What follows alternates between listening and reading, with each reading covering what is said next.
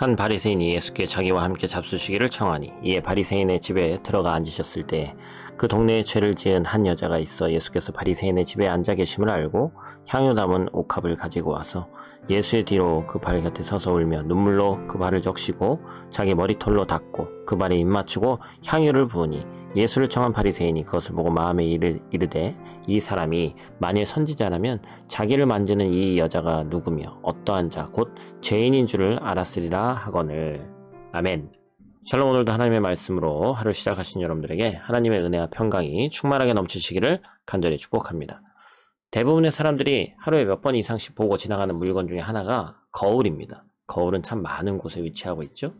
특히나 차 안에서도 참 많은 곳에 거울이 있습니다. 그래서 이렇게 많은 거울을 보다 보면 거울을 보는 목적이 크게 두 가지로 나님이 우리가 알 수 있죠. 한 가지는 나 외에 타인을 보기 위한 그런 것입니다.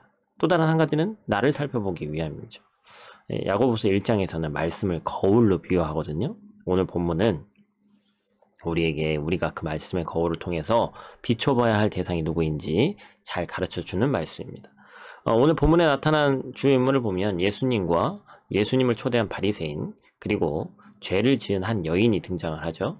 예수님께서 바리새인에게 초대받고 그 집에 들어갔을 때 이 죄 지은 여인이 예수님께 다가가서 그 발에 입맞추고 향유를 붓습니다. 이 광경을 본 바리새인은 다음과 같이 생각하는 거예요. 만일 이 사람이 선지자라면 자기를 만지는 이 여자가 누군지 알 텐데, 죄인인지 알 텐데, 이렇게 얘기를 하는 것이죠. 그래서 무슨 얘기예요? 율법상으로 하면 이 여인이 죄인이기 때문에 여인과 접촉한 예수님도 부정해진다, 이 논리잖아요.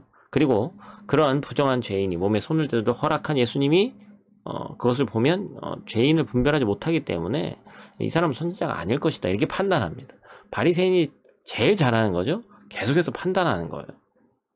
여인을 판단하고 예수님을 판단하고 그러고 있는 겁니다. 그런데 이 여인이 바리새인과는 다른 모습을 보이는 거죠. 38절입니다. 예수의 뒤로 그 발 곁에 서서 울며 눈물로 그 발을 적시고 자기 머리털로 닦고 그 발에 입맞추고 향유를 부으니, 이 여인이 예수님의 발에 입맞추고 향유를 붓는 장면을 보면 눈물로 발을 적셨다고 얘기를 하고 있습니다. 울고 있는 거예요. 왜냐하면 37절 말씀에도 죄인이라고 얘기를 하니까 예수님으로 인해서 자신의 죄상이 더 드러나고 자신의 죄를 바라보게 되는 것이죠. 죄책감을 인해서 눈물을 흘리면서도 발에 입맞추고 예수님을 향한 그 마음을 표현하는 것이죠. 그래서 예수님께서는 48절 이하에 이렇게 얘기하십니다. 이에 여자에게 이르시되 내 죄사함을 받았나 하시니, 예수님께서 여인의 죄를 사해 주시는 겁니다. 바리새인과 여인의 차이가 여기서 등장하죠. 바리새인은 예수님 앞에서 자신을 보지 않았습니다. 여인을 보며 판단했고 예수님을 보며 판단했어요. 나를 봐야 되는데, 그렇죠? 그러나 여인은 연약하고 부끄러운 자신의 모습이 예수 그리스도를 통해서 보여졌다는 겁니다. 주님께서 기뻐하시는 것은 타인을 판단하는 것이 아니라 말씀을 통해서 우리 자신을 비추어 보는 것입니다. 타인과 비교해서 타인을 판단하고 자신의 우월함을 즐기기보다 우리는 예수님 앞에서 겸손하게 나아갈 수 있어야 한다는 것이죠.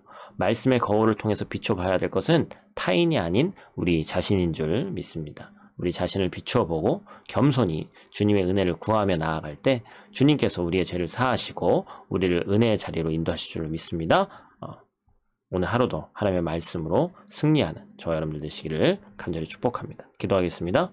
하나님, 말씀의 거울이 나 자신을 향하기를 소망합니다. 우리 모두가 말씀의 거울을 타인을 향해 비추기보다 내 스스로 비추어 볼 수 있는 자들 되기를 원하오니, 하나님, 우리가 계속해서 말씀 앞에 설수록 우리의 연약하고 부끄러운 모습을 발견하게 되지만 그것을 두려워하거나 피하거나 합리화하지 않기를 소망합니다. 우리의 연약함과 부족함을 발견할 때 그것을 인정하며 겸손히 주님 앞에 나아갈 수 있는 믿음을 우리에게 허락하여 주시옵소서. 오늘 하루도 눈동자와 같이 지키실 줄 믿사오며 예수님께 하신 이름으로 기도드립니다. 아멘.